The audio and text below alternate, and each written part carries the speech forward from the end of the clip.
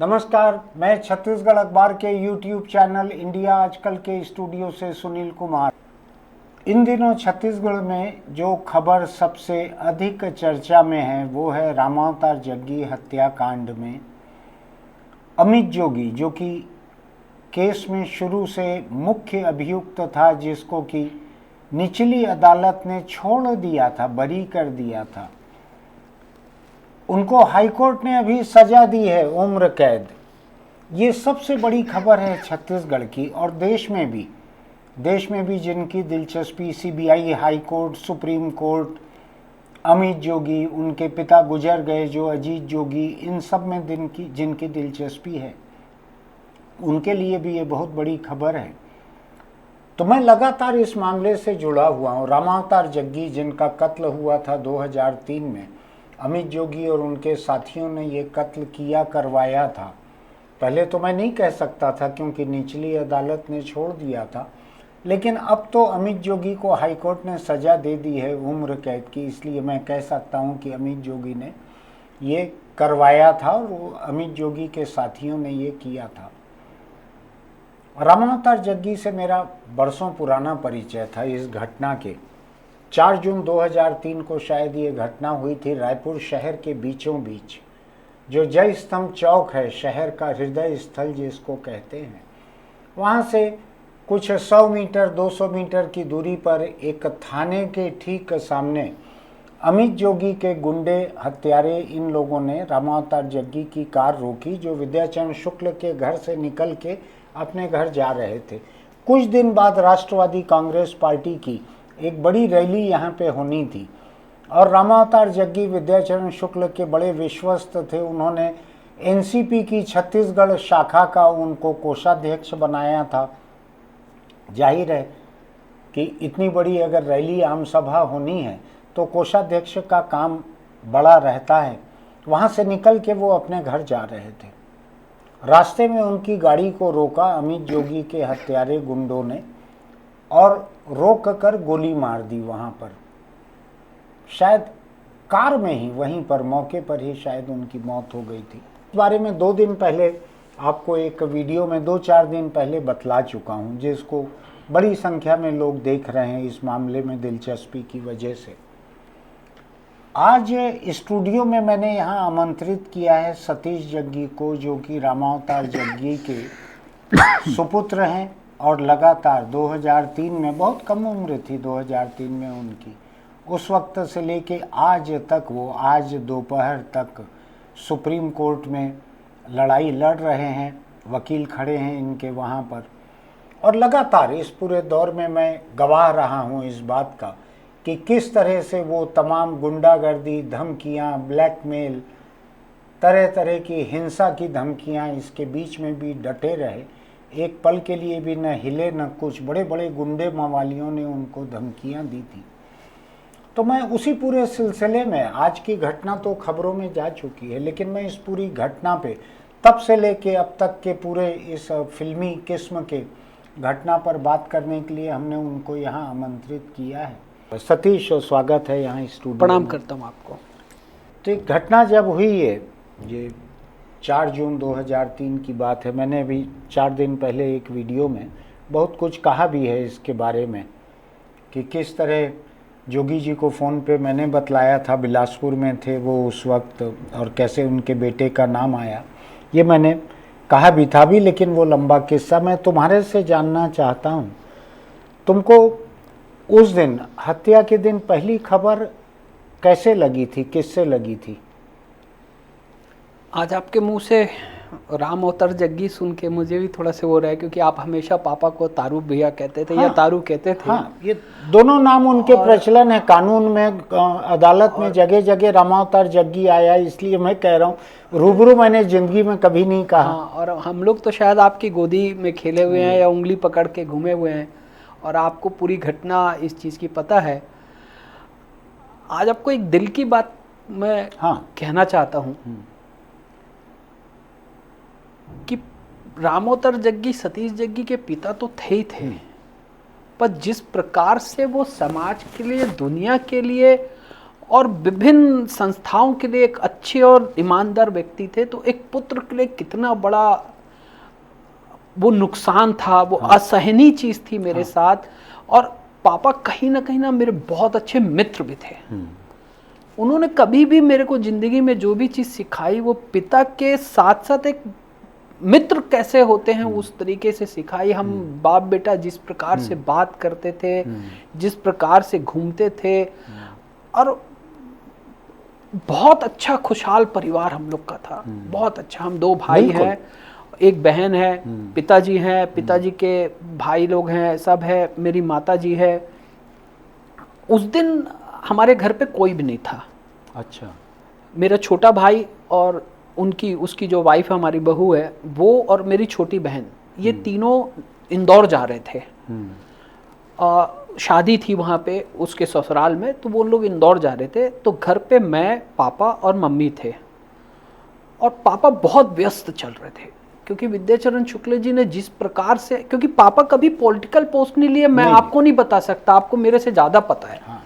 पापा अपने व्यवसाय में अपने, अच्छा मैंने कई बार कहा, कई बार आरडीए चेयरमैन का ऑफर आया, कई बार मेयर बनने का, डिप्टी मेयर बनने का ऑफर आया, कभी एल्डरमैन। पापा ने कहा यार अपन अपनी दुकान का ताला कब खोलते हैं और कब लगाते हैं ये अपन जानते हैं ना, अपने को किसी को बताना है। हम लोग उत्साह होते थे कि नहीं पापा अपन को लेना चाहिए। बोले अपन जहाँ हैं अपन वहाँ मस्त हैं। परंतु जब राष्ट्रवादी कांग्रेस पार्टी बनी और विद्याचरण जी ने जब ये लिया, तो प्रत्यक्ष रूप से मैं उस मीटिंग में मैं था। पापा ऊपर वाले उनके बूढ़ापारा के ऊपर वाले घर पे थे, और बोले नहीं परिवार सब बोल रहा है कि, तो विद्याचरण जी बोले तारू बात को समझो कि ये ऐसा पद है कि मैं किसी पे विश्वास नहीं कर सकता हूँ तुम्हारे सिवा, और तुमको इसको लेना पड़ेगा। तो पापा बेमन से विद्या भैया की बात नहीं काट सकते थे वो, इसलिए पापा ने पहली बार लिया। हमारे कुछ बिजनेस के एक्सपेंशन चल रहे थे, उसके चलते मेरी 1-2 बार टेलीफोन में बात हुई दिन भर में। उन्होंने कहा कि ठीक है तुम अपने तरीके से हैंडल करो, अपन कुछ समय बाद एक बार मिलते हैं और तुम्हारा जो जो पॉइंट है वो मेरे से डिस्कस कर लेना। तो उनके बगैर अनुमति के हम लोग कुछ करते नहीं थे। हालांकि उन्होंने सब कुछ छोड़ा हुआ था, फिर भी हमारा दायित्व था कि हम बताते थे। तो बूढ़ापारा में ही मेरा एलएमएल का शोरूम बन रहा था, मेरे गाड़ी का शोरूम बन रहा था। इन्विटेशन कार्ड जो है वो बन के आए, तो मैंने पापा को फ़ोन किया। मैं पापा वो इनविटेशन कार्ड आ गए हैं, उसको अप्रूवल देना है, तो फिर डिस्ट्रीब्यूशन करना है। बोले अभी तू फ़ोन रख, मैं बहुत व्यस्त हूँ, बहुत लोग यहाँ बैठे हैं, मैं तेरे से खाली होकर 8 बजे मिलता हूँ। तो मैंने कहा ठीक है 8 बजे मिलते हैं। तो अकॉर्डिंग उनके हिसाब से मैंने कहा, और उसके मम्मी का भी इन बिटवीन उनसे बात हुई थी, क्योंकि सुबह से वो कुछ खाए नहीं थे। तो अब जैसे एक घर को चिंता होती है वो हो रही थी। तो शायद वो बूढ़ापारा से निकले कार में अपनी, और पापा की ड्राइव बहुत कंफर्टेबल ड्राइव थी, बहुत स्लो ड्राइव थी, बहुत कंफर्टेबल, बहुत अच्छी ड्राइविंग नहीं थी। और मैं एलएमएल शोरूम से अपने निकल के मैं आकाशवाणी काली मंदिर गया। मेरा कजिन मेरे साथ था, और आकाशवाणी काली मंदिर मेरे रूटिंग में था वो, कि मैं जाता था वहाँ। मैंने माथा टेक के मैं वाया राज टकीज वाली रोड जो है वो वहाँ से निकला। पापा शायद एमजी रोड से सीधा जयस्तन चौक से घर की तरफ जा रहे थे। तो जब मैंने जयस्तन चौक से टर्न किया मौदापारा की तरफ, तो थोड़ा दूर आगे जाने के बाद देखा, तो मैंने देखा कि बीच रास्ते पे पापा की कार खड़ी है। तो मैं आश्चर्यचकित हो गया, मतलब पापा की कार यहाँ से कैसे खड़ी है करके। तो मैं जो कजिन चला रहा था गाड़ी, उसको मैंने कहा सोनू गाड़ी रोक, शायद पापा की कार खड़ी है। तो मुझे ये लगा अंकल कि पंचर हो गई है या कुछ टेक्निकल प्रॉब्लम आ गई है, इसलिए पापा ने छोड़ के चले गए हैं करके। मुझको अगर ध्यान है तो मारुति 800 ऑल्टो कार थी, 2111 नंबर था गाड़ी का, और पीछे मिस्टर जग्गी लिखा रहता था पापा की कोई गाड़ी में, वाइट कलर की गाड़ी थी। तो मैं गाड़ी को देख के जब रुका, तो मैं जब गाड़ी के पास गया अंकल, तो उसका पूरा कांच टूटा हुआ था, पूरी गाड़ी पेट्रोल से महक रही थी, और आगे पीछे के सारे कांच टूटे हुए थे। मेरे रोंगटे खड़े हो गए। मैंने कहा कि शायद कोई एक्सीडेंट हो गया, या गाड़ी कोई ठोक के चली गई, या क्या हुआ। तो 2 कदम में थाना था। मैं जब थाने की तरफ रश किया, दौड़ा मैं थाने की तरफ, तो एक व्यक्ति ने मुझे आवाज़ दी, बोले ये गाड़ी पहचानते हो आप? मैंने कहा मेरे पापा की गाड़ी है। तो बोले आप यहाँ छोड़ो, मेका हरा दौड़ो। तो मैं तुरंत वहां से बगैर कुछ देखे बगैर कुछ सुने मैं मेकाहारा दौड़ा। जब मेकाहारा दौड़ा तो वहां पूरा सन्नाटा था, कोई वहां पे वो नहीं दिखा, 2-4-8 लोग थे सामने में, कोई बताने को। उतने में तत्कालीन एसपी मुकेश गुप्ता बाहर निकले। तो उन्होंने मुझे बोला, ये लड़के तुम रामोतर जग्गी के लड़के हो? तो मैंने कहा हाँ। तो उन्होंने मेरे को इशारा किया ऐसे करके। तो एक कमरा था वहाँ पे, मैं उस कमरे में घुसा तो 2-3 डॉक्टर खड़े थे और 2-3 पुलिस वाले खड़े थे।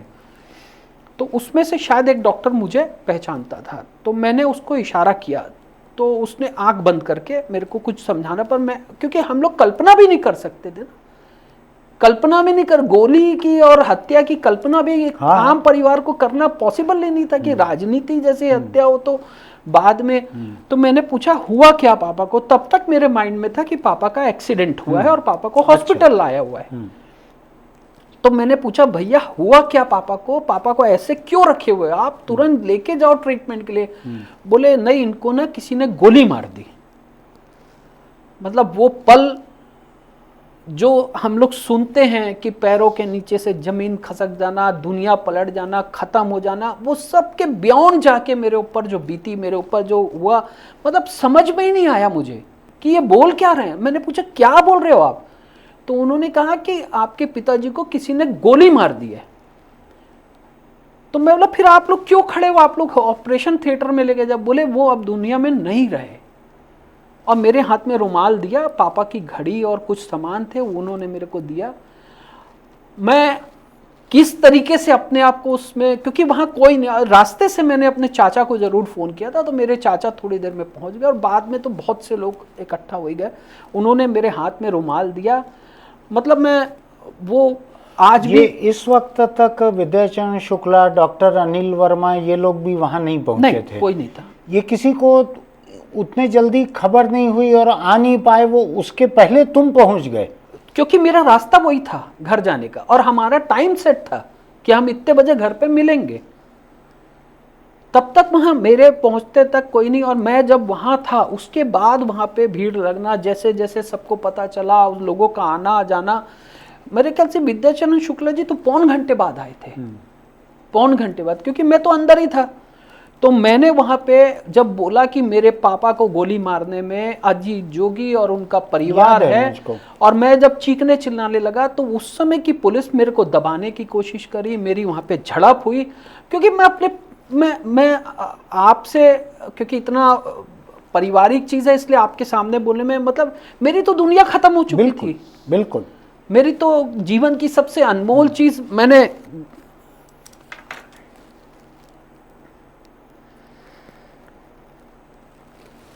मैंने गंवा चुकी थी। तो मेरे पास क्या चीज था? मेरा मकान, दुकान, व्यापार, व्यवसाय, मेरी जान ले लेते वो।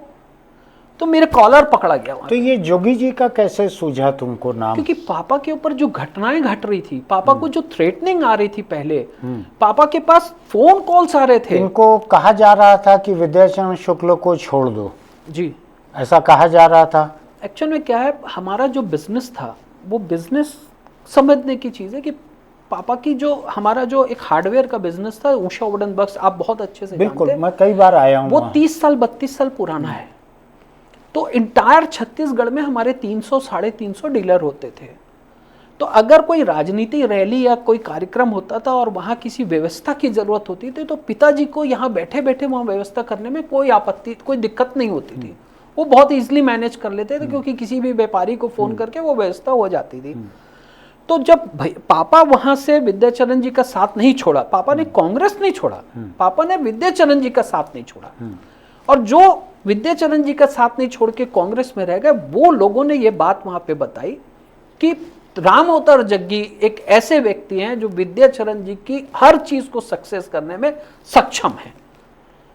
पापा इसलिए हाईलाइटेड हुए वहां पे। ये बात वहां पे जोगी जी के यहाँ उन लोगों ने बतलाई जो विद्याचरण के साथ नहीं आए थे, कांग्रेस में ही रह गए थे। एकदम करेक्ट, उन लोगों ने बतलाई, एकदम करेक्ट। और जो पापा के भी बहुत नजदीक थे, क्योंकि रायपुर शहर इतना बड़ा था नहीं था।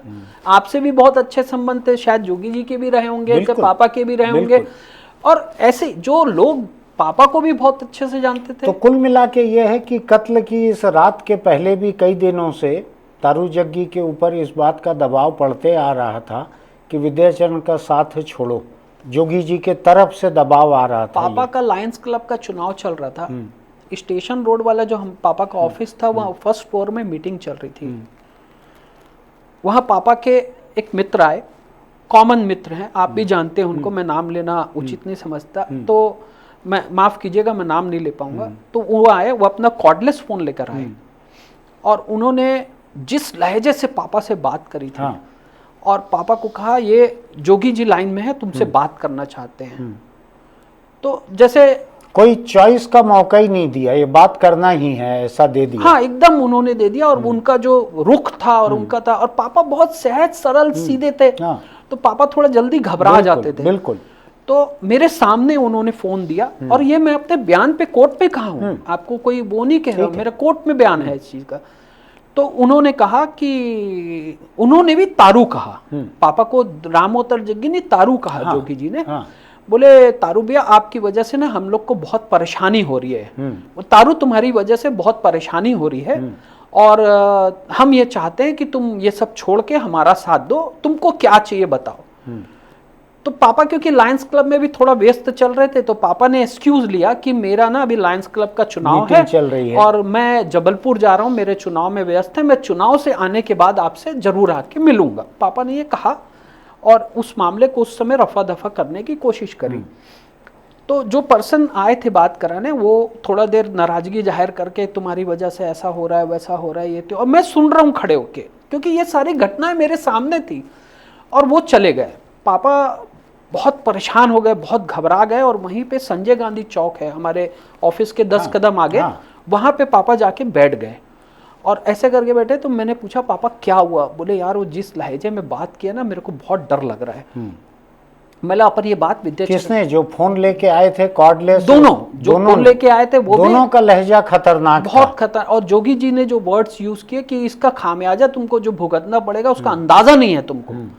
तो पापा बहुत डर गए। पापा ने कहा कि कैसे कर? मैंने कहा पापा अपन को ना ये बात विद्याचरण जी को बतानी चाहिए। तो पापा ने विद्याचरण जी को लगाया, तो विद्याचरण जी उस समय व्यस्त थे, तो डॉक्टर अनिल वर्मा जी से पापा की बात हुई, और पापा ने अनिल वर्मा जी को तुरंत बताया ये सब बात। तो बोले उन्होंने तारू तुम कहाँ हो? तो बोले हम लोग राधेश्याम भवन जा रहे हैं, तुम राधेश्याम भवन आओ। हम लोग वहां से राधेश्याम भवन गए दोनों। मैं गाड़ी चला रहा था, पापा बैठे थे, हम दोनों गए। पापा बहुत घबराए थे, मैं रास्ते से रोका, गाड़ी में पानी लिया, उनको पानी दिया, और मैं कोशिश किया उनको डाइवर्ट करने की, पर मैं नहीं कर पाया, क्योंकि वो उसी चीज को बार बार रिकॉल करे। क्योंकि पापा अंकल आप बहुत अच्छे जानते हैं क्या नेचर था उनका। उनको कोई बे बोल दे तो बोलता है इतनी बड़ी बात हो गई, और मुख्यमंत्री हाउस से फोन और इस टाइप की। पापा गए, विद्याचरण जी को बताए, सारी बातें बताए, और विद्याचरण लेकिन ये जिसने कॉर्डलेस फोन ला के बात करवा दी इस तरह से अचानक के लिए सीएम साहब हैं बात करो ऐसा, वो भी तो वेल विशर ही थे तारू के। सब सब सब जो बताए वहां, वो भी वेल विशर थे, जो बताए सबसे मित्रता है, सब जानते हैं, सब पर अपना अपना नंबर बढ़ाने के लिए कौन क्या करता है क्या नहीं करता है ये नहीं कह सकते अपन को, क्योंकि अपना तो नुकसान हुआ। लेकिन जिन्होंने बात करवाई उन्होंने भी कड़ी बात कही आखिर में, 100% कि क्या नुकसान हो रहा है, आगे क्या नुकसान हो सकता है, तुम समझ नहीं रहे हो। 100% पापा इसलिए बहुत घबरा गए, क्योंकि जो हमारे साथ के लोग हैं वही धमकी दे रहे हैं। आज मैं आपसे यहाँ बैठ के मैं आपको इंटरव्यू दे रहा हूँ, नीचे उतरो और मेरे ऊपर फायर हो जाए, तो मेरा परिवार कैसे घबरा जाए? क्योंकि मेरे परिवार के साथ आज भी कुछ भी हो सकता है, मेरे साथ आज भी कुछ भी हो सकता है। तो फिर विद्याचरण जी के फार्म हाउस पे गए, हमने सारी बातें उनको बताई, और भैया ने कहा तारू इतना घबराने की जरूरत नहीं है, हम इसको देखते हैं, या एक काम करते हैं, हम तुम्हारे लिए कोई एक सुरक्षा गार्ड उपलब्ध करा देते हैं। तो पापा ने कहा कि मेरे को ये सब चीज़ पसंद नहीं है, मैं व्यापारी आदमी हूँ, मेरे को व्यापार की दृष्टि से 10 जगह जाना पड़ता है, मैं नहीं चाहता हूँ कि कोई बंदूकधारी मेरे साथ जाए और वो सब करे। मैं भैया जा रहा हूँ जबलपुर अपने चुनाव में, आप थोड़ा से इस चीज़ को अपने उस तो बस बात ये सब हुई, और पापा चले गए। जब पापा चले गए हम लोग वहाँ पे, और वहाँ लायंस क्लब का चुनाव संपन्न हुआ। संपन्न होने के बाद आए, तो फिर उन बिटवीन 2-3 लोगों ने और पापा को अप्रोच किया कि तारू भैया आप बात की गंभीरता को नहीं समझ रहे हैं, आपको जोगी जी से मिलना चाहिए। ये 2-3 बार हमारी घटना हुई। तो शाम को हम लोग बैठे थे, चाय पी रहे थे, तो मम्मी भी थी, मैं भी था, और पापा ने कहा यार सतीश ऐसी ऐसी स्थिति है, कैसे करें? तो मैंने कहा कि पापा एक बार मिलने, बोले नहीं मेरा कॉन्शियस अलाउ नहीं करता है। मेरा बताओ, कॉन्शियस, जबकि उनके सारे व्यापारी के हित यहीं पे थे। हाँ बोले मेरा कॉन्शियस अलाउ नहीं करता है, मैं नहीं करूँगा, घर में बैठ जाऊँगा चलेगा, पर मैं जिनके साथ जीवन बिताया हूँ उनको छोड़ के मैं कहीं और जाके, क्योंकि ना मेरे को सांसद बनना है, ना मेरे को विधायक बनना है, ना मेरे को राजनीति पद चाहिए, तो मैं ऐसा काम नहीं करूँगा।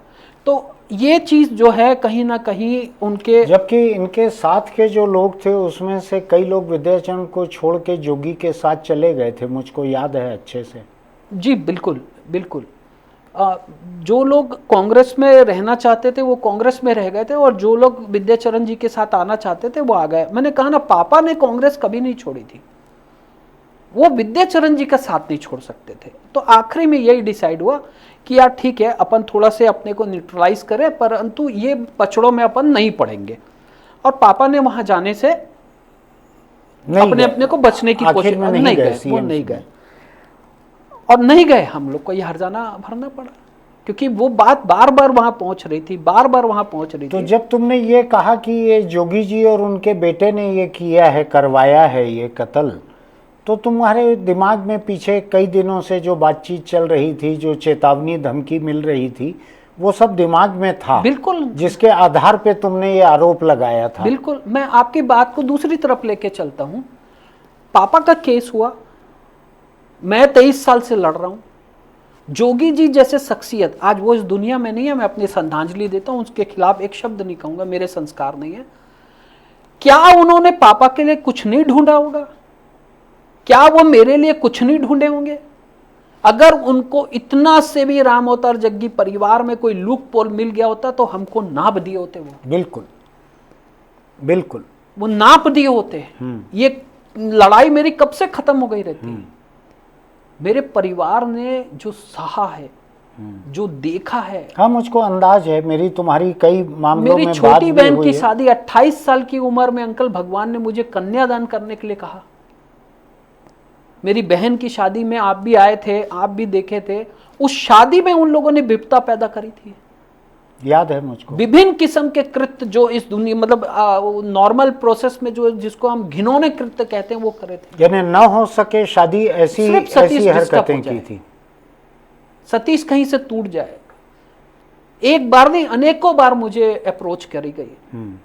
एक बार हमारी कंपनी के, शायद पहली बार आज मैं किसी से जिक्र कर रहा हूं, पर हाँ ये बात सब मेरे बयान पे कोर्ट में है। एक बार हमारी कंपनी है, कंपनी के एक अधिकारी, कोऑर्डिनेटर, स्टेट कोऑर्डिनेटर कहते हैं, बड़ा अधिकारी होता है, तो वो स्टेट कोऑर्डिनेटर थे, शेखर सिंह उनका नाम था। वो मेरे घर आए और मेरी माता जी से मिलने आए, अपनी श्रद्धांजलि जो भी परिवार के प्रति होती वो उन्होंने किया। बोले भाभी जी मैं एक गुजारिश करना चाहूँगा कि सतीश से जोगी जी मिलना चाहते हैं, एक बार मेरे कहने से इनको मिलने भेजो आप। और मम्मी ने कहा कि भाई ऐसा क्यों, ऐसा क्यों? तो बोले बहुत सी चीज़ें होती है जो एक बार मिलने से थोड़ा से नॉर्मलाइज्ड हो जाती है, और मैं चाहता हूँ कि मैं लेके जाऊँगा खुद, और मेरी जवाबदारी है कि मैं लेके भी जाऊँगा और लेकर भी आऊँगा। बोले उस चीज़ से मेरे को वो नहीं है, परंतु आप जो बोल रहे हैं मेरे को थोड़ा सोचने का समय। ये उस वक्त की बात है जब ये मुख्यमंत्री नहीं रह गए थे। उसी वक्त की बात है। मुख्यमंत्री थे और मैं सीएम हाउस में गया था मिलने। अभय गोयल आया था घर पे गाड़ी लेके, और अभय गोयल मेरे को लेकर गया। वहां ढेबर, याया ढेबर भी खड़ा था वहां पे। अभय गोयल आया, अभय गोयल, तो उनकी बात को मम्मी ने कहा कि मुझे एक दिन का समय दीजिए, हम अपना सोच के आपको बताएंगे। तो जो 2-4 अच्छे वेल विशर बचे थे उनसे मम्मी ने सलाह किया, तो बोले कि अभी अपने पास कोई रास्ता नहीं है, क्योंकि वो प्रदेश के मुखिया हैं, और जो घटना घटी है उस टाइप की कोई दूसरी घटना अपने घर में ना, मतलब वो सब बातों को मम्मी को समझाते हुए हमने ये तय किया कि ठीक है सतीश जाके मिलेगा, क्या बोलते हैं वो पूछो। शायद किसी कैमरे में पहली बार इसका जिक्र मैं कर रहा हूँ। तो मैं गया और अभय गोयल कॉलेज गाड़ी लेकर मेरे घर आया, शेखर सिंह गाड़ी में बैठ के आए, मैं, शेखर सिंह और अभय गोयल तीनों हम गए। उस दिन जोगी जी जगदलपुर में किसी कार्यक्रम में थे उस दिन, पर वो चार्टेड प्लेन से शायद निकल चुके थे या हेलीकॉप्टर से, जो भी सुविधा होती होगी सीएम की। हम लोग गए तब जोगी जी वहाँ नहीं थे। अंदर बैठाया गया, अंदर बैठे हम लोग, और पानी वानी जैसे आता है वो आया, और उतने में अमित आए। अच्छा। उतने में अमित आए, मैं अपना बैठा था, मेरी तो कभी उनसे मुलाकात हुई नहीं थी, कुछ भी नहीं थी। अमित आए और कॉर्डलेस या फ़ोन उनके हाथ में था, और उन्होंने कहा पापा लैंड कर चुके हैं, इतना शब्द उन्होंने कहा। हम अपना बैठे थे सब लोग, और शेखर ने मेरे को ऐसा इशारा किया, तो मैं बैठा हुआ था। अभय गोयल वहाँ नहीं था, उस कमरे में नहीं था। 5, 7, 10 मिनट बीते थे, उतने में जोगी जी आ गए। तो विद ड्यू रिस्पेक्ट, बड़े आए हैं तो मैं भी खड़ा हो गया, मैं नमस्कार किया, बोले बैठो, बोले हम तो समझ रहे थे आप छोटे हो, आप तो समझदार हो, जैसे वो बोलना चाहते थे बोले मेरे को। तो मैंने कहा, मैं चुपचाप अपना बैठा था। फिर शेखर और वो कुछ बात किए, मतलब शेखर सिंह जो कंपनी के थे, उन्होंने कुछ बात करी। और बात करने के मेरे को कहा कि सतीश तुम्हारा बहुत लंबा भविष्य है, और अभी उम्र कम है तुम्हारी, बहुत ऊंचाइयों में जाना है तुमको। और ऐसे कई सारी ऐसे घुमा फिरा के उन्होंने बात करी, जो मैं रियलाइज करने लगा कि किस मोड़ पे जा रही है, किस तरफ ले जा रहे हैं। तो उन्होंने कहा कि तुम्हारा राजनीति में कोई इंटरेस्ट? तो मैं बोला समझ नहीं पाया मैं आपकी बात को। नहीं, छत्तीसगढ़ में राज्यसभा की एक सीट है, और मैं चाहता हूँ कि जग्गी परिवार से कोई ऐसा करके।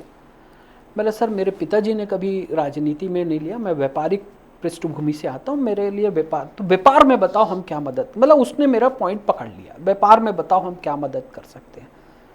तो मेरा पिताजी ने जो छोड़ के गए हैं वो अगर मैं संभाल लूँ तो वही बहुत है। बोला नहीं, आप मेरे को बताओ डॉलर या पाउंड, किसमें आपको तौलूं मैं? मतलब, तो मुझे ऐसा लगा कि मेरे को डायरेक्ट वो कर रहे, सीधा ऑफर कर रहे हैं। मतलब पहले ऐसा क्यों? तो बोले नहीं, आप जो डिमांड कर रहे हो सीबीआई की, आप जो मांग कर रहे हो, इससे हमें बहुत नुकसान हो रहा है। मैंने कहा मैं अपना पिता खोया हूं, मैंने अपना पिता खोया है, मैं पिता के हत्यारों को सजा दिलाने के लिए मैं आपसे मांग कर रहा हूँ। आप मुख्यमंत्री है, मेरी मांग को आप स्वीकार करके इस केस को सीबीआई को दे दें।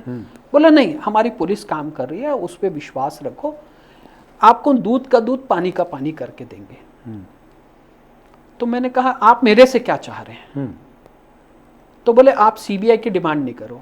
बोला मेरे परिवार में किसी को आंच नहीं आनी चाहिए, बोले ये मेरी जवाबदारी। मैं सीबीआई की मांग नहीं करूंगा, पर आपका ये जो भी तौलने और ये सब बातें, ये सब बातें या कारोबार, ये सब बातें मेरे पास नहीं, मेरे पास पर्याप्त है, मेरे पिताजी का आशीर्वाद है, और मेरे पास इतना बड़ा दायित्व, अगर घर का बड़ा लड़का हूं तो मेरे को उसको संभालने के लिए बहुत समय लगेगा, मैं ये सब चीज में नहीं जाना चाहता। तो बोले आपको कुछ भी चीज ऐसे लगे तो आधी रात को मैं आपके लिए खड़ा हूं। और अगर तो उसमें अमित ने कुछ बोला वहां पे, वो मैं नहीं बोलना चाहता, वो उन लोग की बात है, परंतु वो चीज देख के मैं समझ गया कि उनके घर के जो संस्कार हैं वो किस लेवल पे है। क्योंकि जोगी जी कितने बड़े कद के थे, और उन्होंने जो शब्दों का उपयोग किया, संस्कार तो कत्ल से दिख रहा है उसमें। हाँ, और तो क्या मतलब उन्होंने ये बताया हम लोग को कि ये तो नाम के मुख्यमंत्री हैं, वो असली मुख्यमंत्री तो मैं हूँ, पूरा आसन शासन प्रशासन मेरे इशारों में घूमता है। तो मैंने नहीं कहा क्या था उसने एग्जैक्ट, उसमें तो कोई कानूनी अड़चन भी नहीं है। नहीं, कानूनी मेरे को हम लोग बैठे थे, तो अमित ने ये कहा कि ये तो नाप के मुख्यमंत्री है, जोगी जी की तरफ इशारा करके, असली मुख्यमंत्री तो मैं हूँ। और उन्होंने चुटकी बजाई, और पूरा आसन शासन प्रशासन मेरे इशारों में घूमता है। तुम समझते हो, डमी समझते हो, ये डमी है। ये कौन से साल की बात है? 2003 उसी समय, केस के कुछ दिन बाद की बात है। तो मैंने रिएक्ट किया उसमें, मैंने अमित, या आप मेरे को चमका रहे हैं या मेरे को आप बता रहे हैं? तो फिर जोगी जी ने उसको बैलेंस किया, बोले नहीं नहीं नहीं ऐसी कोई बात नहीं है, वो अमित का वो उस तरीके है। मैंने ठीक, मैंने सर मेरे को इजाजत, मैं सीबीआई की डिमांड नहीं करूंगा, आप मेरे परिवार में कोई ऐसी चीज नहीं हो, इसका आप ध्यान रखें। उन्होंने कहा ठीक है, आओ नाश्ता कर लो, ये सब। वो जो पोलाइटली जो लोग बीच में तारू की बात करवाना चाहते थे जोगी जी से, वो लोग इस मुलाकात वगैरह में कहीं नहीं आए बीच में? बाद में काफ़ी लोग आए, बाद में काफ़ी लोगों ने अप्रोच किया मेरे को। बाद में जब मैं अपने जो सीबीआई का फैसला था, मतलब सीबीआई को देना ही है केस, उसमें जब मैं जिद में अड़ा, तो फिर उन लोगों ने भी बहुत अप्रोच किया मेरे को, और फिर एक बार और मेरी मुलाकात हुई जोगी जी से, एक बार और मेरी मुलाकात हुई। हाँ। उस समय वो मुख्यमंत्री नहीं थे, उस समय मेरे को मुख्यमंत्री। हाँ, मुझको यही वाली याद थी, इसलिए मैंने पूछा कि जब सीएम नहीं थे तब हुई क्या मुलाकात। परंतु उनके लोग काफी आए, दिल्ली भी मेरे को मिलते थे। अमित की बेल लगी थी और मैं बेल अपोज करने जा रहा था, तो मेरे वकील नागपुर से आए थे, नागपुर से रायपुर आए थे, और मैं उनको लेके फिर जा रहा था। तब एक नाम है, वो भी अब इस दुनिया में नहीं, बालकृष्ण अग्रवाल। हाँ, मैं पूछने वाला था, ये इस पे चर्चा हुई थी अपनी। हाँ, बालकृष्ण अग्रवाल थे। रायपुर से बिलासपुर हाईकोर्ट के रास्ते पे तुम थे। जी जी। उस समय बालकृष्ण अग्रवाल का फोन आया था तुम्हारे पास जी। अब मुझको याद है क्या हुआ पापा था। के कितने अच्छे दोस्त थे। मेरी सगाई में जबलपुर गए थे, समधी मिलनी हुई थी उनकी, तो उन्होंने मुझे फोन किया, बोले सतीश कहाँ हो? तो मैं बोला अंकल बस ऐसे ही निकला हूँ, क्योंकि पापा के मित्र थे, अंकल ही बोलते थे। बोले मेरे को पता है तू हाई कोर्ट जा रहा है बेल अपोज करने, मत जा, तू रुक जा। तो मैं ऐसा क्यों? तो बोले तेरे साथ रास्ते में कुछ भी हो सकता है, या तेरे परिवार में कुछ भी हो सकता है। मतलब उन्होंने डायरेक्ट धमकी मुझे दी, डायरेक्ट धमकी दी। मैंने ये जिक्र मेरे वकीलों से किया, तो भगवान की ऐसी कृपा हुई कि उस दिन वो हियरिंग ही नहीं हुई। अच्छा। और मैं आधे रास्ते से वापस आ गया, क्योंकि मेरे को चिंता मेरी नहीं थी, मेरे परिवार की थी। मेरे परिवार की थी। तो एक बार नहीं, मेरे साथ कई बार हो चुका है। आज भी आपके कैमरे में मैं बैठा हूं, हो सकता है मैं नीचे उतरूं तो मेरे ऊपर गोली चल जाए, या मेरे परिवार में कोई अप्रिय घटना घट जाए। अब तो इन लोगों की ताकत वगैरह खत्म हो गई है सतीश। उसमें हार्ड कोर क्रिमिनल्स हैं। वो लोग 2007 में या कब हुआ था फैसला? ये जी, पहला फैसला कब हुआ था? 2007 में। जी। तो उस दिन से ही वो लोग तो अंदर और ये सब हो गए हैं। अभी जमानत पे हैं कई लोग। जमानत पे हैं, लेकिन अभी तो कई लोग जमानत अभी तो हाई कोर्ट ने फैसला रिपीट कर दिया है। तो मेरे साथ कभी भी कुछ भी हो सकता है, इसमें मैं डिनाई नहीं कर सकता। परंतु वो जो सब चल रहा था और जिस प्रकार से था, तो बालकृष्ण ने और क्या कहा था? उन्होंने सीधा धमकी दी थी, सीधा धमकी दी थी कि तुम अगर जाके जमानत का अपोज करोगे तो तुम्हारे रास्ते में तुम्हारे साथ कुछ भी हो सकता है, या परिवार के साथ कुछ भी हो सकता है। और उनके लोग वहां पे रेडी खड़े हैं, वो तुम्हारे को मैं अपना होने के नाते बता रहा हूँ। अब ये उनका संदेश मेरे पास पहुंचा रहे थे या मेरे को धमकी दे रहे थे, ये मैं नहीं जानता, पर मिला जुला था। और हम नानघाट भी नहीं पहुंचे थे, नानघाट से हमने वापस ही। और बालकृष्ण अग्रवाल, जिन लोगों को नहीं मालूम है उनको बतला दूं मैं कि बालकृष्ण अग्रवाल अजीत जोगी का बहुत ही करीबी माना जाता था।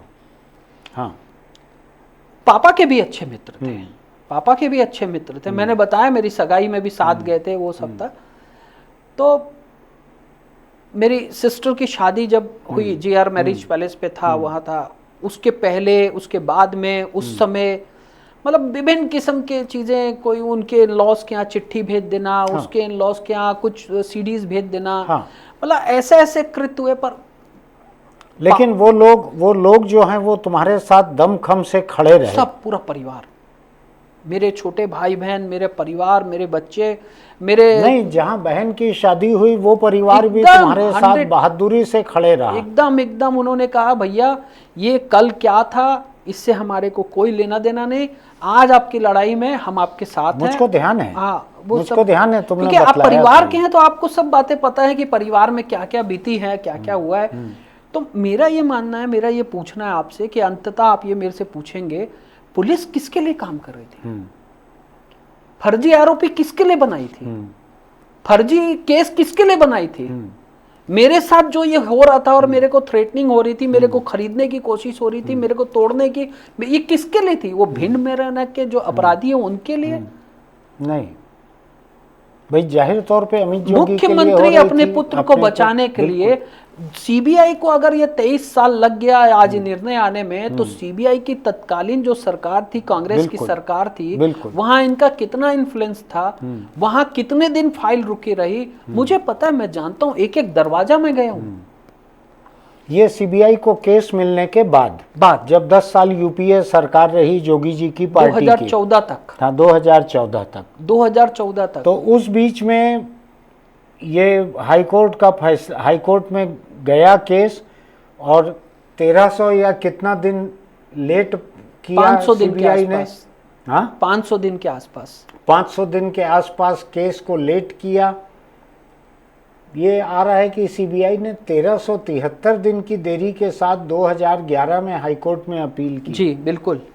तो ये पूरा दौर वो था जब जोगी जी की पार्टी कांग्रेस पार्टी के अगुवाई वाली यूपीए की सरकार थी। आपको ध्यान होगा उस समय मंत्री थे सुरेश पचौरी जी। हाँ, सीबीआई के। हाँ, सीबीआई उनके पास था। हाँ, मैं एक दिल्ली गया था उनसे मिलने। हाँ, मैं दिल्ली में उनसे मिलने गया था। वो भी पापा को बहुत अच्छे से जानते थे क्योंकि पापा कांग्रेस हाँ, के इतने हाँ, पुराने कार्यकर्ता थे।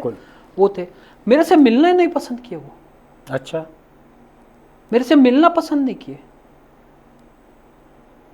जोगी जी और पचौरी जी मध्य प्रदेश में भी एक दूसरे को अच्छे से जानते थे और अगर मैं गलती नहीं कर रहा हूं तो दोनों शायद राज्यसभा वगैरह में भी थे। मतलब एक उनके पास मनी पावर था, उनके पास मसल पावर था। सीबीआई उनकी सरकार के मातहत थी। उनके पास राजनीति अप्रोच थी। मैं तो एक साधारण सा परिवार, एक व्यापारिक पृष्ठभूमि से आते हैं हम लोग का परिवार। लेकिन रमन सिंह जब आए 2004 में, जब सरकार उनकी रही, जिस समय इस केस को सीबीआई को दिया गया, तो यहाँ पर कांग्रेस के जोगी जी हटे, बीजेपी की सरकार आई, उसके बाद उसको फेयर तरीके से सीबीआई को दिया गया कि तुमको मेहनत भी करनी पड़ी, या भाजपा ने पहले से वायदा किया हुआ था? हमको अंदाजा भी नहीं था यहाँ सत्ता परिवर्तन हो रहा है।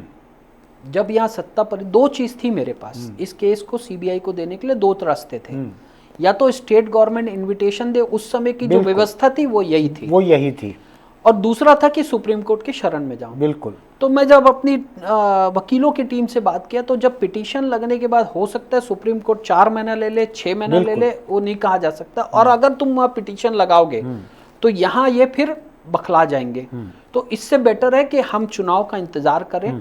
अगर वहां पे कुछ डेवलपमेंट होता है या चेंज होता है तो फिर हम उनसे गुजारिश करके इस केस को सीबीआई को देंगे। तो हमने 4 महीना वेट किया और ऊपर वाले का ऐसा हुआ कि यहाँ पे सत्ता परिवर्तन हो गया।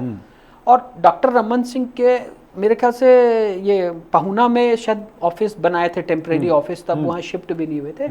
तो परिवार ने और समाज ने ये निर्णय लिया कि हम जाके नए मुख्यमंत्री जी से, उसमें मेरा एक सबमिशन और है आपसे। हाँ, कि जिस प्रकार से जोगी जी के शासनकाल में, माफ कीजिएगा वो है नहीं, परंतु मेरे को तो मेरे को नॉर्मल लैंग्वेज में पुलिस ने कार्रवाई की, फर्जी आरोपी बनाया, फर्जी केस बनाया। तो डॉक्टर रमन सिंह जी भी कर सकते थे, उठवा देते सबको अपनी पुलिस से, सतीश तुम छोड़ दो सीबीआई की मांग, मेरी पुलिस जांच करेगी। पर जब हमने आवेदन दिया तो उन्होंने बोला कि जग्गी परिवार को मैं आश्वस्त करता हूं कि इस केस में कोई पॉलिटिक्स नहीं आएगी, निष्पक्ष जांच होके सच्चे अपराधी सबके सामने आएंगे, चाहे सेंट्रल में कांग्रेस की गवर्नमेंट हो। पर मैं आपका निवेदन स्वीकार करते हुए इसको जो है मैं सीबीआई को रिफर करता हूं। ये उनके वर्ड्स थे। आज मैं उनको आभार व्यक्त करता हूं। मैं वहां तक रुका नहीं, मैं दिल्ली गया। दिल्ली में मैं गया, मैं एन केन प्रकारन प्रधानमंत्री कार्यालय तक पहुंचने का प्रयास किया और मैं पहुंच गया। मैंने वहां पे उसकी कॉपी सबमिट करी और मेरे ख्याल से महीना भर भी नहीं हुआ था ये केस सीबीआई को चला गया। लेकिन स्टेट गवर्नमेंट ने दिया सीबीआई को।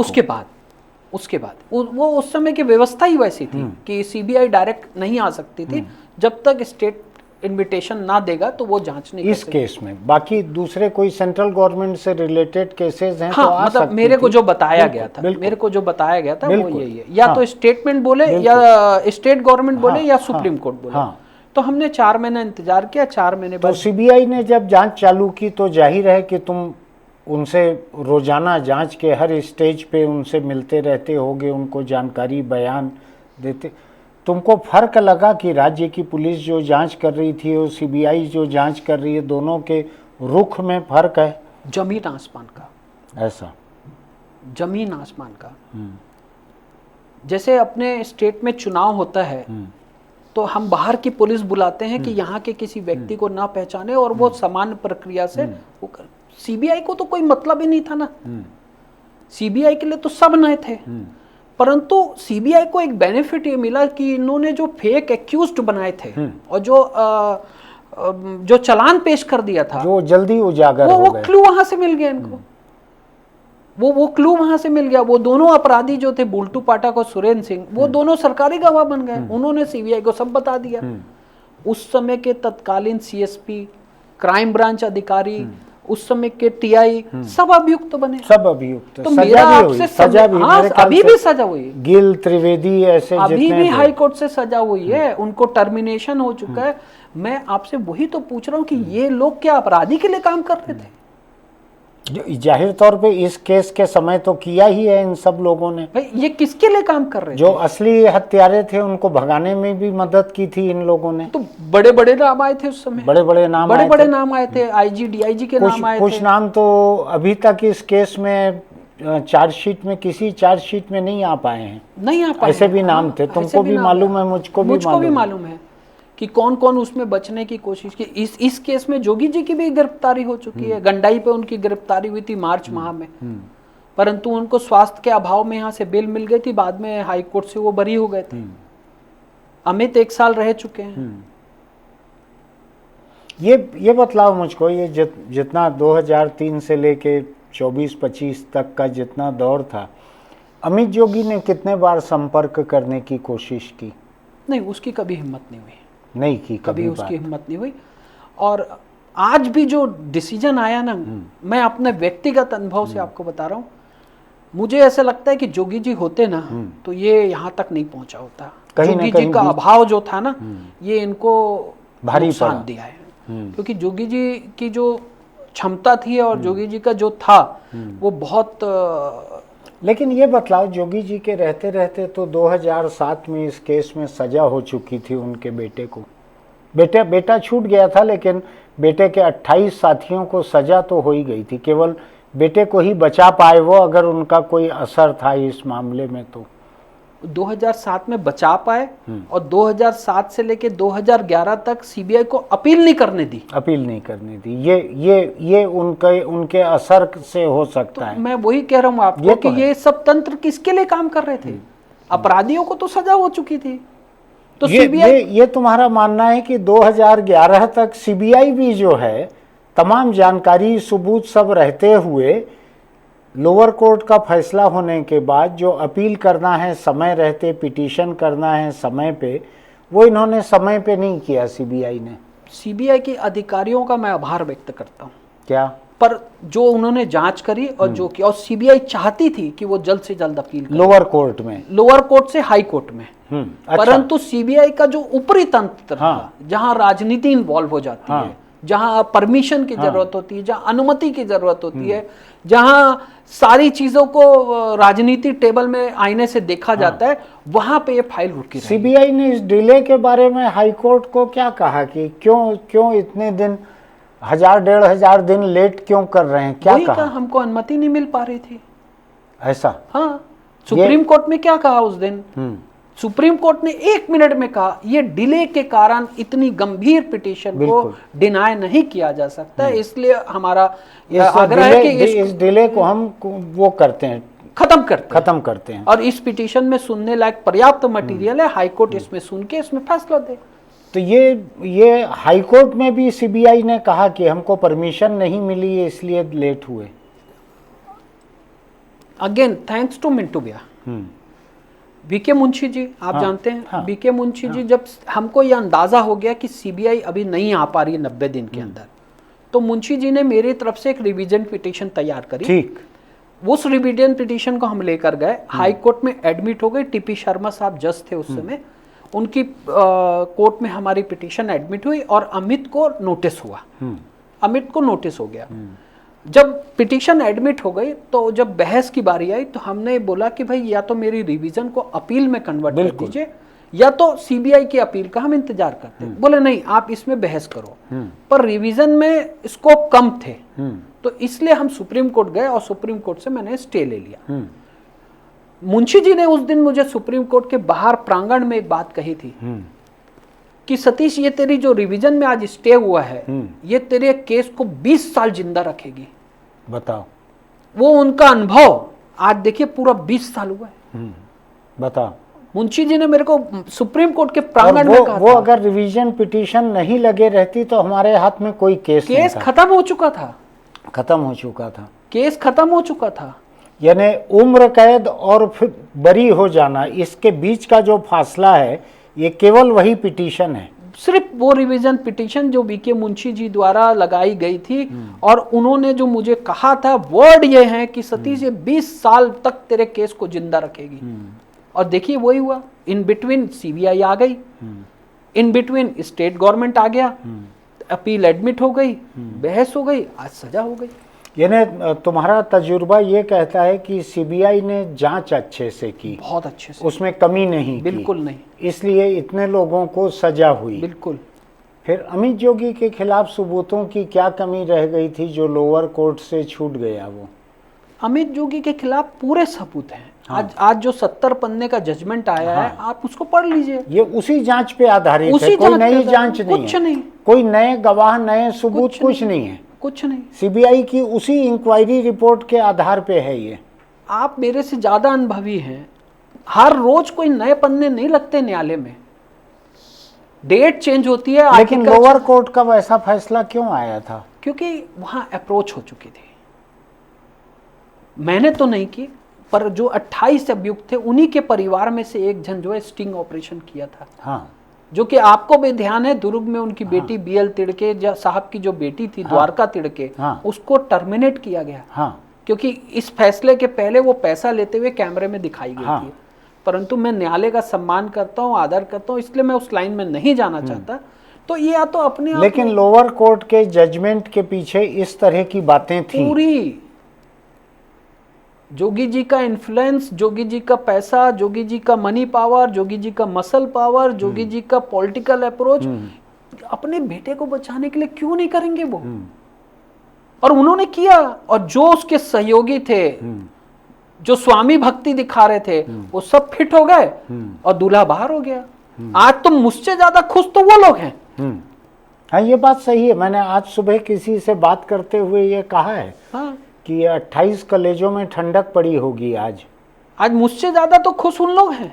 क्योंकि मेरे पास खुशी वाले तो कोई नहीं, क्योंकि मैंने अपने पिता को खोया है, तो मेरे पास खुशी वाले तो कोई चैप्टर है नहीं। हाँ, न्यायालय ने आज मेरे परिवार को न्याय दिया है और स्वर्गीय राम अवतार जग्गी को श्रद्धांजलि दी है। ये सुप्रीम कोर्ट में आज जो हुआ है, ये क्या हुआ है? ये मामला जो है सुप्रीम कोर्ट में एसएलपी है अमित जोगी की, ये तो हाई कोर्ट का फैसला जो आया है, शायद 2 तारीख को आया है, इसके पहले 2 या 1 तारीख को आया है, ये इसके पहले की एसएलपी है ना? ये देखिए, मैं पूरी वॉच पे था सुप्रीम कोर्ट पे, मेरा वकील वहां था, पर हम ऑफिशियली नहीं खड़े हो सकते थे क्योंकि हमको वहां पे आज वो नहीं था। पूरी बहस उन्होंने सुनी और जो मेरे समझ पाया उसके आधार पे आपको मैं अपनी बात बता रहा हूँ। अमित जोगी नहीं चाहते थे कि हाई कोर्ट में 1 तारीख को बहस होए। अच्छा। अमित जोगी उस बहस को स्टे कराने के लिए 30 तारीख को वहां पे पिटिशन लगाए कि इस बहस में स्टे दिया जाए। अच्छा, उस पिटिशन में यही लिखा हुआ था, प्रेयर यही थी? यही प्रेयर है, प्रेयर जो थी वो यही थी। परंतु उस दिन वो उसका केस लग नहीं पाया और 1 तारीख को जो कोर्ट ने समय दिया था उसके आधार पे हम वहां सब उपस्थित हुए, हाई कोर्ट में हमारी बहस चालू। उस दिन भी अमित जोगी के वकील ने समय मांगा और न्यायालय ने उसको समय दिया। वो ये चाहते थे कि ये समय जो मिला है इसको हमको सुप्रीम कोर्ट में उपयोग करके इसमें स्टे करा लें, परंतु वो स्टे हो नहीं पाया और यहाँ बहस चालू हो गई और निर्णय आ गया। अब अगर आज उसमें बहस हुई तो आज न्यायालय ने कहा ये तो आपका इनफेक्शियस हो चुका है, बिल्कुल, तो इसमें सुनने लायक तो कोई स्थिति बची नहीं। बिल्कुल, ऑर्डर आ चुके हैं, बिल्कुल, आपकी वहां पे जो अपील है वो खारिज हो चुकी है। अब जो ऑर्डर के खिलाफ आप चैलेंज करना चाहते हैं वो आप नई पिटीशन के माध्यम से आ जाइए। तो जो वरिष्ठ वकील वहां देश के 5 धुरंधर वकील वहां खड़े हुए थे, जिरह कर रहे थे, तो आज उनको कोई राहत जैसी चीज नहीं मिली है। उन्होंने क्या कहा, आप नई पिटीशन के साथ उपस्थित हो जाइए। अब तो वो तो वैसे भी इनका हक है, अगर सुप्रीम कोर्ट नहीं कहता तो भी किसी भी पिटिशनर का हक है कि नई पिटीशन लेके जाओ वहां पे। मैं तो गया था ना, मैं भी तो गया था। जो आपको निचली अदालत से अगर समझ में राहत नहीं मिलती तो ऊपर अदालत जाना तो किसी का भी हक है। बिल्कुल। उस अधिकार के तहत आपको 20 तारीख का अब 20 तारीख की जो बात आई उसमें जो मैं समझता हूं कि हाई कोर्ट का जो आदेश है सरेंडर करने का 3 हफ्ते के 3 हफ्ते के भीतर, वो शायद 21 तारीख को हो रहा है। वो 21 तारीख को हो रहा है। अगर वो सिलेंडर सर्टिफिकेट लेकर अगर वहां उपस्थित नहीं होते हैं सुप्रीम कोर्ट में, हाँ, तो रजिस्ट्री में ही इनकी पिटीशन पेंडिंग रह जाएगी। ऐसा प्रावधान है। अच्छा, जो निचली अदालत का, तुम्हारी इतने समय की कानूनी समझ है जो है, जो और मेरे वकीलों ने बताया, वो ये कहती है जी कि अगर अमित जोगी अपनी अगली पिटीशन वहां लगाना चाहते हैं 20 तारीख के पहले, जैसा कि सुप्रीम कोर्ट ने कहा है कि आप चाहते हो तो 20 तारीख के पहले आ जाओ, 20 तारीख को हम सारी पिटीशन इस मामले की कंबाइंड करके क्लब करके सुनेंगे। जी बिल्कुल। तो तुम्हारा ये अंदाज है कि कानूनी प्रावधान के मुताबिक इनको पहले सरेंडर करना पड़ेगा, सरेंडर सर्टिफिकेट के साथ में ये नई पिटीशन लगा सकेंगे और तो ही वहां पर वो पिटीशन एडमिट होगी। बिल्कुल, ऐसी तुम्हारी समझ है। आज की डेट में सुप्रीम कोर्ट में जो भी अमित जोगी की पिटीशन थी वो सब खत्म हो चुकी। अभी नई पिटीशन लगाने की बात आई है जिसके लिए उनके वकील द्वारा 2 हफ्ते का समय मांगा गया था। तो कोर्ट ने कहा 2 नहीं, हम 3 हफ्ता देते हैं, आप 3 हफ्ते के अंदर आ जाओ। परंतु उसकी जो प्रक्रिया है, उसकी जो फॉर्मेलिटी है, वो तो आपको पूरी करनी पड़ेगी ना। अगर न्याय आपके लिए भी वो है, मेरे लिए भी है, तो उनके लिए भी वो है। तो तुम्हारा अंदाज ये है कि इनको पहले सरेंडर करके जेल जाना पड़ेगा, तब इनके वकील वहां पे नई पिटीशन लगा सकेंगे। बिल्कुल, ये समान प्रक्रिया है। पर अब बड़े वकील हैं, कोई नुक्ता निकाल ले, कोई जीरा कर ले और बहस तो कर तुम ले। सुप्रीम कोर्ट जज नहीं हो, तुम्हारी जितनी समझ है मैं उस हिसाब से आपको बता रहा हूँ। तो तुम्हारी समझ के हिसाब से अमित जोगी को पहले सरेंडर करके जेल जाना पड़ेगा, उसके बाद ही उसकी पिटीशन वहां पे सुप्रीम कोर्ट में एडमिट होगी। सबके लिए, आपके लिए भी, मेरे लिए भी और उसके लिए भी। ये एक नॉर्मल प्रोसेस है। जो अभी अभियुक्तों को सजा हुई थी 28 लोगों को, वो भी सुप्रीम कोर्ट गए थे। उस समय भी सुप्रीम कोर्ट ये कहा कि आप अपना वहां की प्रक्रिया पूरी करने के बाद यहाँ आइए। तो सब लोग यहाँ पे न्यायालय पे सिलेंडर किए और वहां पे कोर्ट जेल गए। तो अभी ये 28 लोग कहाँ पे हैं? कहीं अदालत में मिलते थे क्या तुमको इस दौरान? अक्सर मिलते हैं, ऐसा अक्सर मिलते हैं। हाँ। मैंने वो इसलिए कहा ना आपको, मेरे को कभी भी कुछ भी हो सकता है। तो ये सब तुमको जानते हैं, तुमको पहचानते हैं, तुमसे मिलते हैं ये 28 लोग जो वैसे भी उम्र कैद पा चुके हैं और अभी अपील में चल रहे हैं। कई बार इनको मेरे घर के भी आसपास में देखा हूं, कई बार मेरे ऑफिस के आसपास में देखा हूं। ये लोग खुद इनके और इनके परिवार के जो कई लोग मेरे से मिलते हैं। अभी हाई कोर्ट में हियरिंग थी, तब भी एक अभियुक्त वहां बैठा हुआ था, बाद में मेरे से आके मिला। कई बार, एक बार नहीं कई बार मैं अपने घर के आसपास इनको देखा हूं। तो अब क्या बोलते हैं वो लोग? कुछ अमित जोगी के खिलाफ बोलते हैं कि गलती हो गई बोलते हैं, क्या बोलते हैं वो नहीं लोग? इस टाइप की कभी मेरे से कोई दिक्कत। हाँ, इन लोग सब परेशान थे। हाँ, जो 2-4 लोगों से कभी कभार बात हुई, जो रायपुर में सब नोन लोग हैं, हाँ, दो इधर उधर बातें करते हैं, वो जो मेरे पास आई कि हमसे बहुत बड़ी गलती हो गई, हमने स्वामी, अब जो किया उसको भुगतो, मैं क्या कर सकता हूँ। हाँ। मेरे को एक जन ने कहा कि यार तुम मेरे पीछे पड़ गए हो। ये लोअर कोर्ट का जो फैसला था उसमें एक लाइन मुझको याद पड़ रही है, तुमको शायद ज्यादा याद हो, कि जज ने कहा था कि इन लोगों का सीएम हाउस में रोज का आना जाना था और इन लोगों ने रामावतार जग्गी का मर्डर इसलिए कर दिया, इनको लगता था कि उससे अमित जोगी और अजीत जोगी खुश होंगे। ऐसी एक लाइन थी ना लोअर कोर्ट के जजमेंट में। वही लाइन पे बहस हुई थी। ऐसा वही लाइन पे बहस हुई थी। हाँ, कि ये लोग खुश होंगे ऐसा मान के इन लोगों ने किया है। वही लाइन पे बहस हुई थी कि जब तक आप मेरे को नहीं बोलेंगे कि सतीश आज 4 बजे तेरे को यहाँ आना है, तो मुझे कैसे पता चलेगा आप इंटरव्यू कर रहे हैं और मेरे को 4 बजे यहाँ आना है। तो जब तक उनका सरगना मुख्य आरोपी उनको नहीं बोला था, तब तक वो रामावतार जग्गी से उनको क्या लेना देना था। वो शायद पहचान, वो पूछे भी थे नाम, कई किस्म की बातें हैं। कई किस्म के। अभी मेरे को न्यायालय में, यहाँ जब रायपुर न्यायालय में मिले तो एक अभियुक्त वहाँ पे मिले, बोले बहुत तमकते हुए मेरे सामने आए और बोले कि तुम यार हाथ धो के हमारे पीछे पड़ गए हो। तो मैंने कहा सॉरी, मैं किसी के पीछे नहीं पड़ा हूँ, मैं अपने केस के पीछे पड़ा हूँ। और जो भी इस केस में इन्वॉल्व है, वो चाहे मुख्यमंत्री का बेटा हो या चपरासी का बेटा हो, मेरी नजर में वो दोषी है और उसको सजा मिलनी चाहिए। तो ऐसी घटनाएं मेरे साथ होते रहती है, टकराव होते रहता है मेरा। थोड़ा बेचैनी का रहा क्या ये पूरा 23 साल जो है, ये लगातार तनाव, लगातार अदालत का तनाव, जांच एजेंसियों में बयान, कहीं से कोई मैसेज आ रहा है, जैसा बतलाया तुमने कि बालकृष्ण अग्रवाल जो तारू के ही पहचान के थे, दोस्त थे, तुम अंकल बोलते थे, उनके तरफ से चेतावनी धमकी आ रही है। तो ये पूरा 23 साल जो है ये कैसे मानसिक स्थिति में गुजरा है? जुनून था अंकल मेरे अंदर, मैं किसी धमकी से नहीं डरा। ऐसा ये तय कर लिए थे कि जो मैंने जीवन में मान लिया था कि मेरे जीवन की सबसे अनमोल और सबसे हाँ, मेरे पास भी 2-4 बंगले हो सकते थे शहर में, और शायद मैं विधायक सांसद भी बन जाता, शायद मेरी 2-4 फैक्ट्री भी हो जाती, या 2-4 होटल भी हो जाते, या मैं लग्जरी गाड़ी में भी घूम सकता था। मैं जो चाहता मेरे को मिल जाता, जो चाहता मैं मेरे को मिल जाता। पर मैंने अपनी जीवन के अनमोल और अंतिम चीज खो चुका था। तो मैं नहीं समझा कि मेरी प्रॉपर्टी या मेरी एसेट बढ़ जाए, या मेरा बैंक बैलेंस बढ़ जाए, या मेरे घर की पार्किंग में गाड़ी बढ़ जाए, मेरे पिताजी से ज्यादा कीमती है करके। वो जुनून मेरे को कभी थकने नहीं दिया, और मैं लड़ता रहा। अब तुम्हारे हिस्से में अब कोर्ट कचहरी क्या बाकी है? जो 20 तारीख को जो एक कंबाइंड सुनवाई सारे पिटीशन की होगी कहा है सुप्रीम कोर्ट ने, इससे जुड़े हुए सब अपीलों पे एक साथ सुनवाई होगी, उसमें तुम्हारी भी अपील है?